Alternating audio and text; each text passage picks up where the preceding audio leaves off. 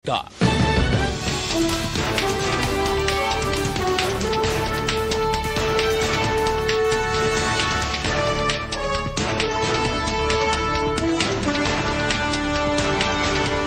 Sa ato nagapanguna ang mga pangulong dinalan sa mga balita lokal. Bodega nga ginimuan sa peke nga sigarilyo ginraid, malapit 1 ka bilyon ka pesos nga materyales na recover. Pila ka mga lugar sa Bacolod maka-eksperyensya sa 10 ka oras nga brownout sa Sabado. Sa mga balita nasyonal, Pilipinas nakadetect sang mas madamo nga COVID-19 variants. DOST mag-umpisa sa clinical trials ng ivermectin para sa mga non-severe COVID patients. Maayong aga Bacolod, maayong aga binugabahin sang Western Visayas. Karong adlaw, Miyerkules, Mayo 5, 2021. Ang inyong news team, Aksyon, Dorel, Cabat. Aksyon, Duran, ang mga balita lokal, pagkatapos lamang sini.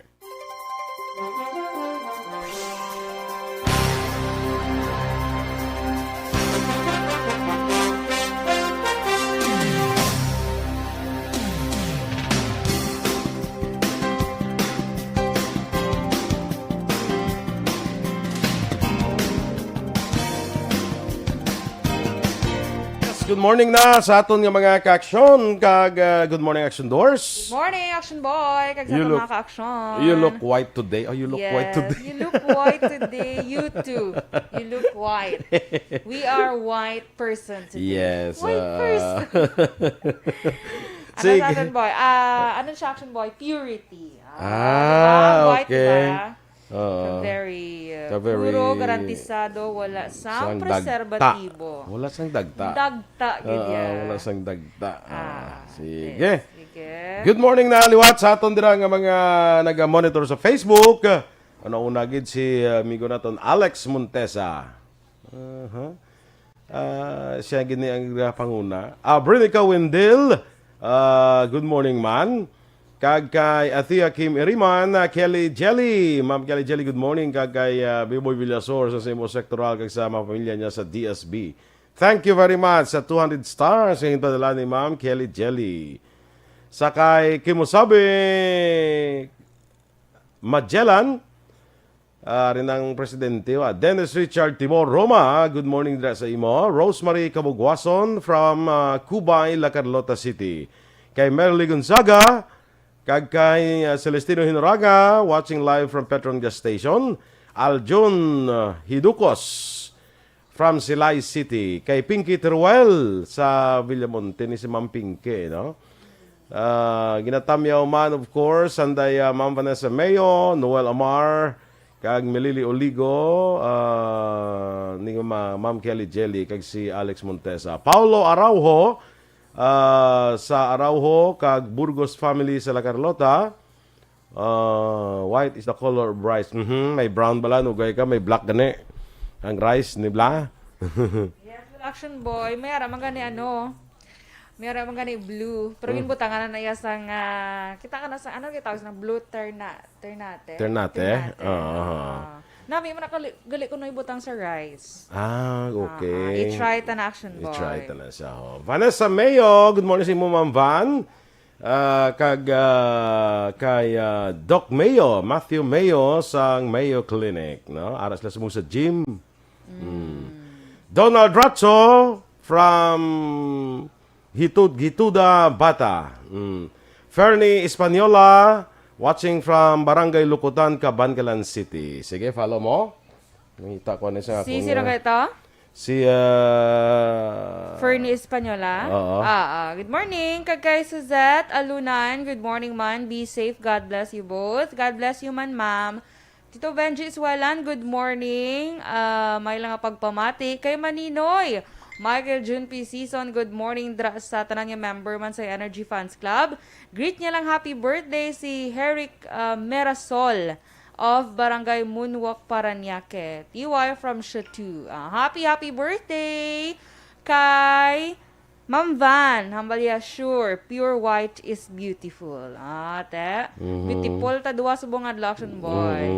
Correct? Agree ka? Oo Agree ka nga beautiful ka? Oo Yes talaga. Baryoga Ray, good morning man. Shout out lang gali kay Christine Minyes Villalobos. Shout out Christine. Kilalahay sila nga duwa. Kaya Sir Noel Amar, good morning Sir Noel from the Paradise. Bongga sang from the Paradise. Kaya Miss Kelly Jelly, ginagreet niya man ang iya sister nga si Jenny Dialagdon, kag Jane and sa mga amiga niya Alma Olegon, Serela Samar Aguilion, Michelle Montilla, and Melanie Rihon. Nag-monitor man sa aton program, Action Boy. While refill medications. Okay. Sige, Ma'am Miss Kelly, thank you. Kaya Alex Monteza, good morning. Ginagreet niya man sila ni Ma'am Van, sila ni Miss Kelly, Jelly. Nadula. Kaya napindutan ko ang ano. Sige. Hindi na pagpindutan. Kay ginatag, biniya mong, ginbasol pa. Kay Ma'am, Ma'am Leda Zamora, Yamagishi. Sige. Sige, Action Boy, ikaw na. Sige, kay GregUstiniani Puertas sa Maing Agaman. Sige. Kag si Migo Tawan Bulgalyo niya nagapasalamat sa bala sa attend sang birthday sa iya apobla si Mason Rupert Gallo, si Mr. Jimmy Wu. Hindi sa sapatos, lay mo na sa sapatos ya. Jimmy Wu. Lay mo na. Mayroon na sa muna mo no. Kag sa mga maninay kag maninoy sa Pawn Star Brothers for stopping by. Very successful gud birthday ni Mason Rupert Gallo. Kung natuto tani, kung nuway tani sa ako, nakakadtuman tata sa birthday, no? Gani. Che Zamora, greet naman si Ronel Cabalunga sa Japan. Mikaela Gilaran from Jeddah, good morning dira. Kayla Jelly, Carol Montoya, ihada, good morning. Natamnyaw niya si Elizabeth Adarlo. Si Noel Amar ko nung vaccine niya sa May 15 na, Pfizer. Yes. Napit na lang. Kita guro mga September pa guro. Dayna Banon de la Cruz sa DSB. At sige, standby na kita sa ating mga balita lokal.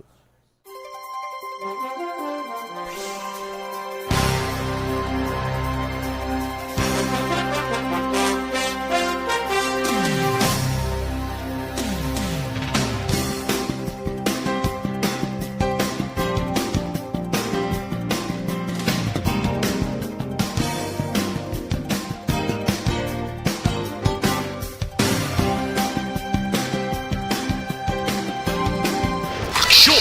Balitang Bayan, Numero 1.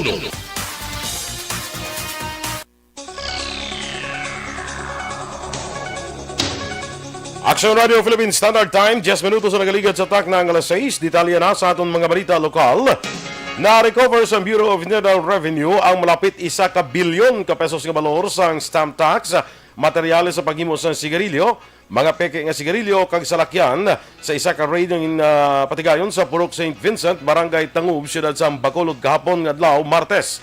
Sunod kay BIR Regional Director Antonio Jonathan Haminola, isa ka confidential informant ang nagtimbre sa mga otoridad nga may bodega nga ginahimuan sa peke nga sigarilyo. Sa 3 ka mga lugar nga ginkaduan sang BIR, National Bureau of Investigation kag Philippine Army sa siyudad sa Bacolod sa Barangay Tangub lamang positibo nakitaan ang mga pakete nga may peke nga BIR stamp tax. Ang mga na-recover nga stamp tax kung ipagi sa legal nga proseso ang nagabilis ang 544 milyones pesos. Na-recover man sa sulod sa isa ka wing van ang kinarton nga pakete sa sigarilyo kag madamo pa nga stamp tax. Sigarilyo ang hinahanap namin. So, ang abutan namin, raw materials, saka fake, documentary stamp tax. Pag sinabi po natin illegal, ibig sabihin po hindi po dumaan sa proseso.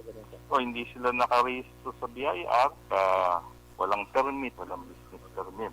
Ang kabahin sa pahayag ni BIR Regional Director Antonio Jonathan Haminola. Maka-eksperyensya sang power interruption ang pila ka mga lugar sa syudad sang Bacolod sa maabot nga Sabado nga adlaw. Ang brownout ang mag-umpisa alas 6 sang aga tubtob alas 4 sang hapon.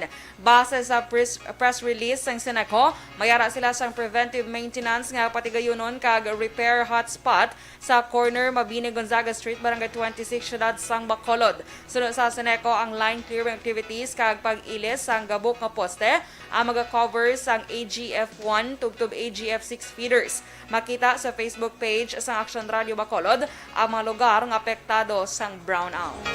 Na-recover naman ang 2.7 milyones pesos nga balor sa illegal nga droga sa bypass operation sa Philippine Drug Enforcement Agency Special Enforcement Team kag sang Murcia Police Station sa Purok Lacson, Barangay Alegria, Banwa sang Murcia kagabi gid lamang Martes.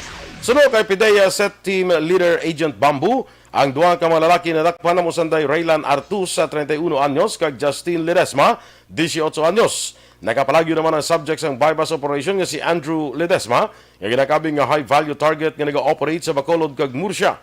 Na-recover ang 4 ka bulto kag 2 ka plastic sachet sa ginasuspetsuhan shabu nga nagabugat sang 400 gramos. Preso na karon ang mga naglalakpan sa Murcia Police Station. Temporaryo nga ginpasiradaan o kung pagasiradaan sang isa ka adlaw ang City Hall sang syudad sang Talisay, Negros Occidental subong adlaw Mayo 5, 2021. Sunod kay Mayor Neil Lizares, iniyang tika nga ginhimo sang syudad matapos ma-record ang 39 ka bagong nga kaso sang COVID-19 kalakip na ang City Hall employees nga nakadestino sa City Treasurer's Office kag Community Affairs Offices. Dugang pas sang alkalde pasira isa ka adlaw ang City Hall agud datagan sang tion ang pagpatigayon sang disinfection kag contact tracing sa apektado nga empleyado. Sunod kay Lizares, wala sang anuman nga transaksyon sa adlaw sang Miyerkules apang iya ginapasiguro nga isa ini sa pinakamaayong nga tikang para malikuan ang pagdugang sa kaso sang COVID-19. Magabalik ang normal nga operasyon sa City Hall sa Mayo 6, 2021 magluwas lamang sa City Treasurer's Office kag Community Affairs Offices nga magapabilin nga serado until further notice. Umpisa naman kahapon nga adlaw Mayo 4 tubtob 7, temporaryo ang ginpasira ang City Hall sang syudad sang Victorias. Kalakip ang annexed building kag offices para sa disinfection, isolation kag contact tracing. Sa Executive Order No. 13 Series of 2021 nga ginpirmahan ni Mayor Francis Frederick Palanca, iya ginpahayag nga sang Mayo 3 naka-record sang 37 ka bago kaso sang COVID-19 ang syudad. Sunod sa alkalde, isa ka persona nga nagatrabaho sa tailoring shop sa likod sang Victoria's Cultural Center kag malapit sa Hall of Justice ang nagpositibo sa COVID-19 pati na ang iya kaupod. Duran man ni Palanca, madamo sa mga empleyado sa syudad nga masami nag-break time sa kalan-an sa tubad sang tailoring shop ang nagpositibo man sa virus. Ginmando sang alkalde sa mga opisyal kag empleyado sa syudad nga magtener-anay sa puluyan kag i-adapt ang work from home arrangement. Sa karon ang Victorias ang may 85 na ka mga active cases sang COVID-19. Wala pa nakabaton sa komunikasyon ang Negros Occidental Police Provincial Office o NOCPO gikan sa National Bureau of Investigation o NBI sa parang investigasyon sa pagpangluthang kay Provincial Consultant in Hospital Operations Mariano Antonio Cui.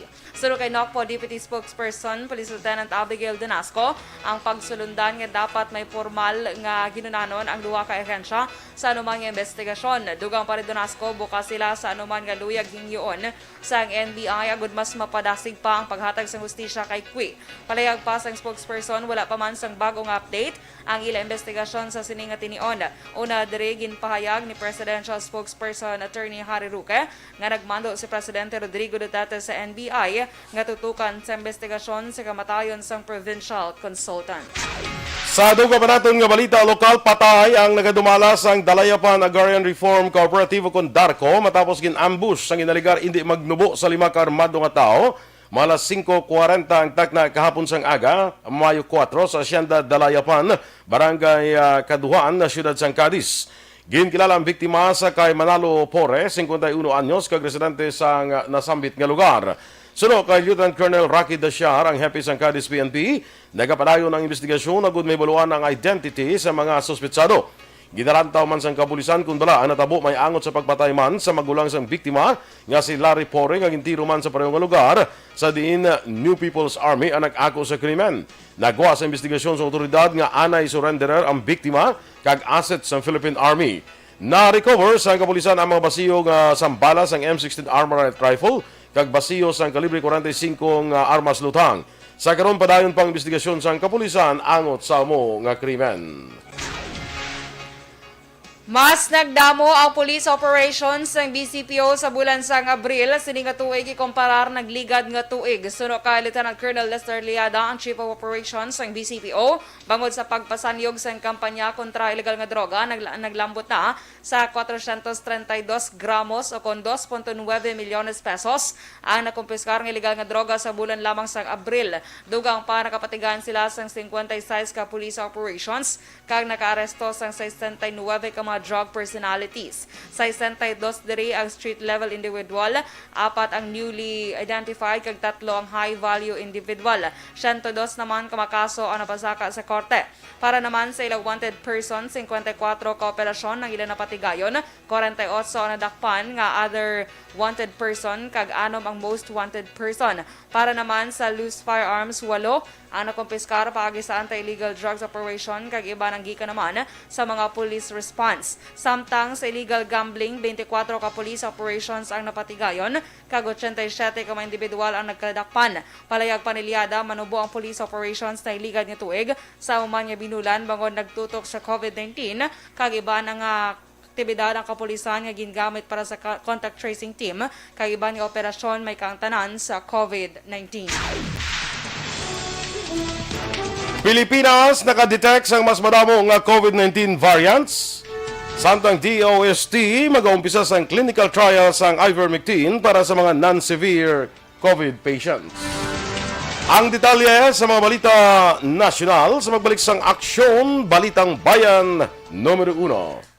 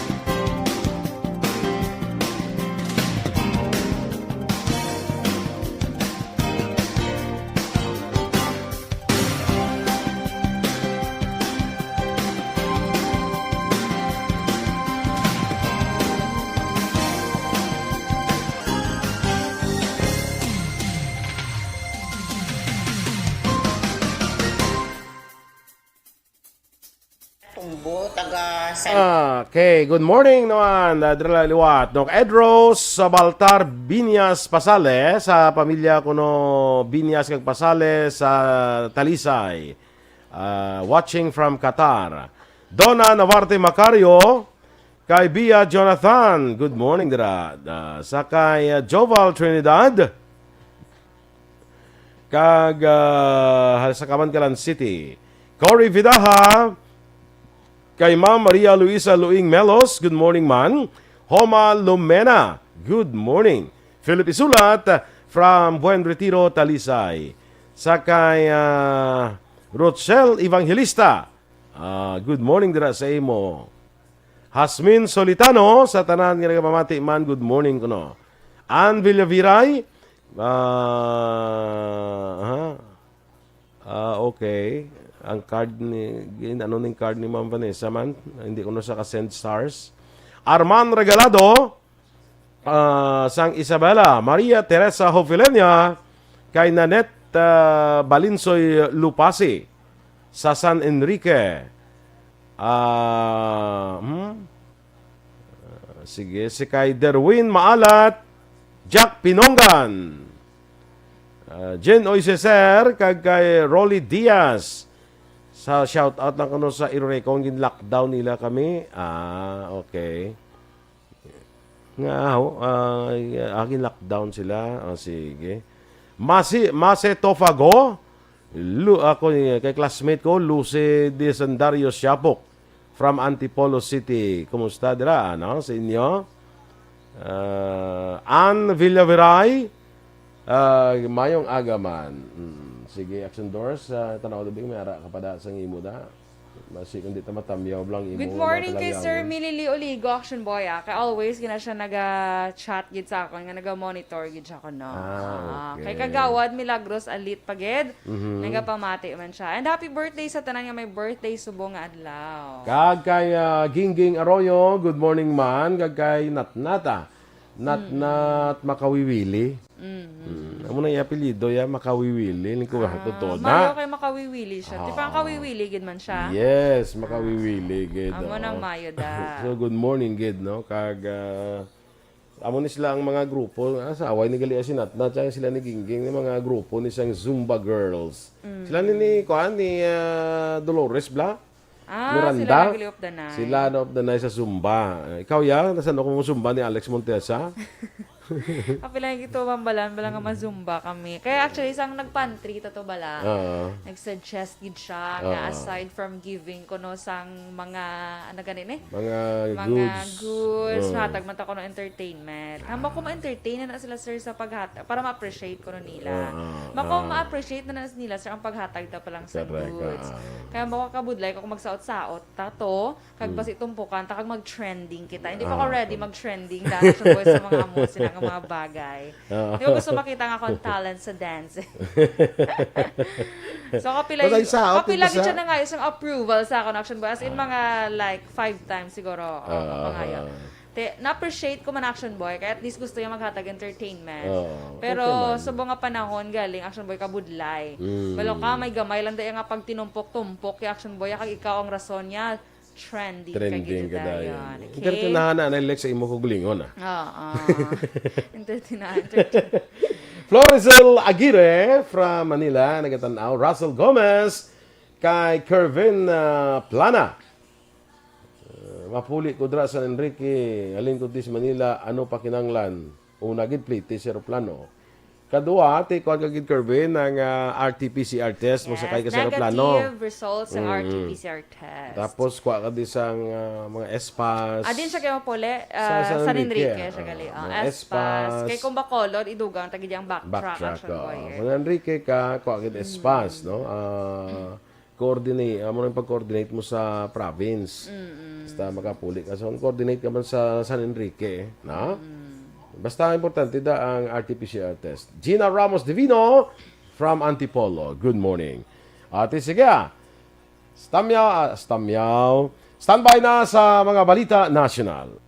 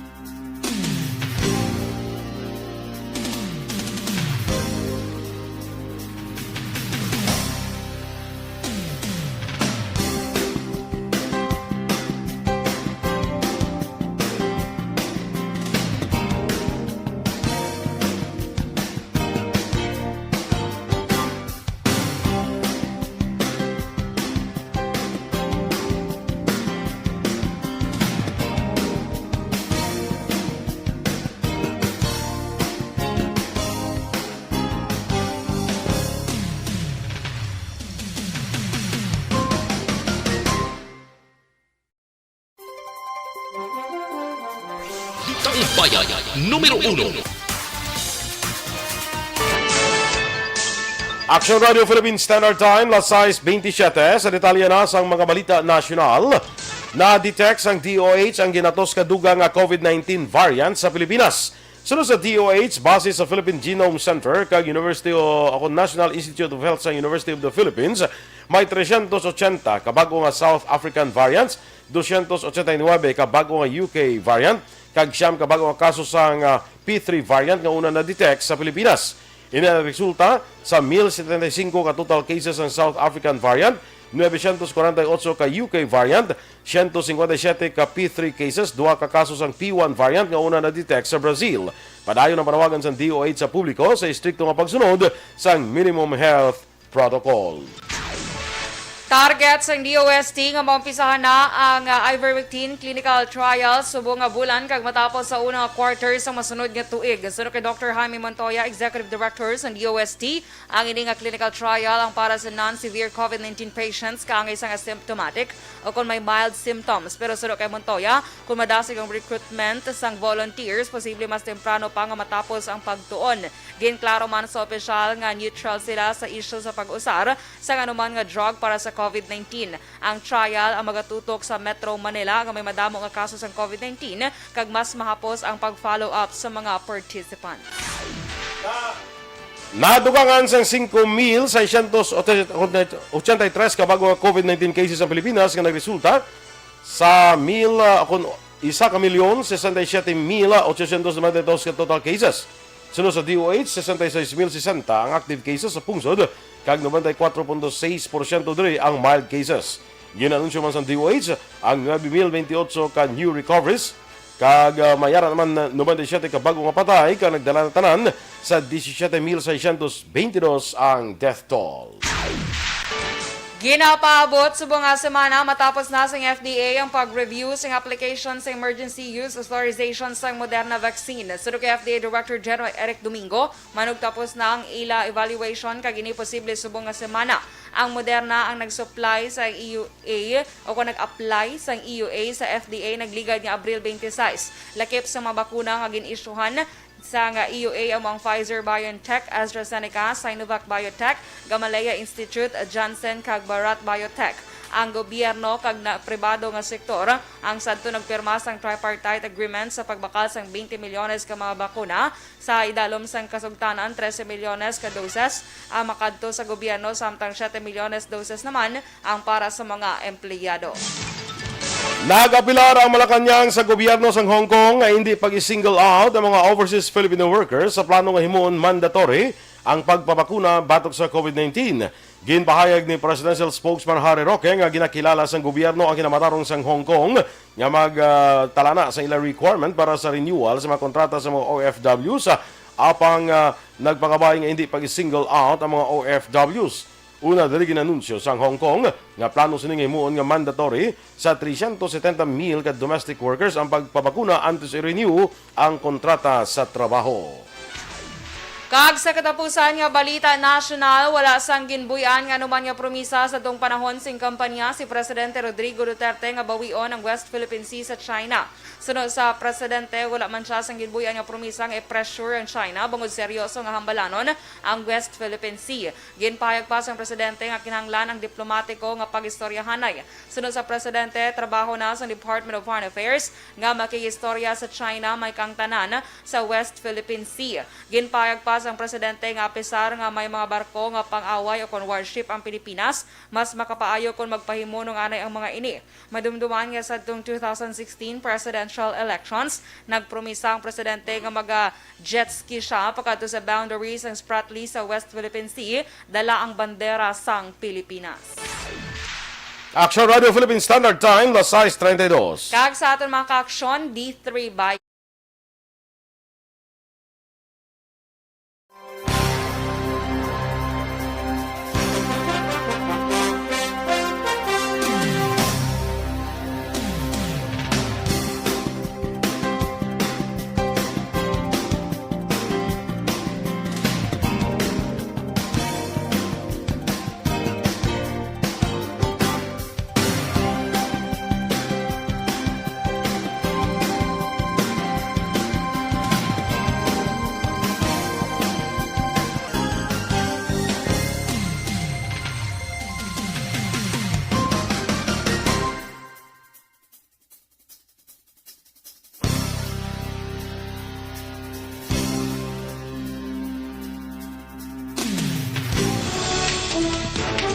Inogin mamatiyan ang aton mga balita diri sa Aksyon, Balitang Bayan, Numero 1. Standby na sa Action Report, second portion, upod Aksyon, Fred Salanga. Balikay kita sa Aksyon Balita Morning Edition, upod gapon sa inyo News Team. Aksyon, Dorel, Kabat. Kag-Aksyon, Boy Duran, una sa balita, una sa aksyon, sa Bacolod Aksyon Radio.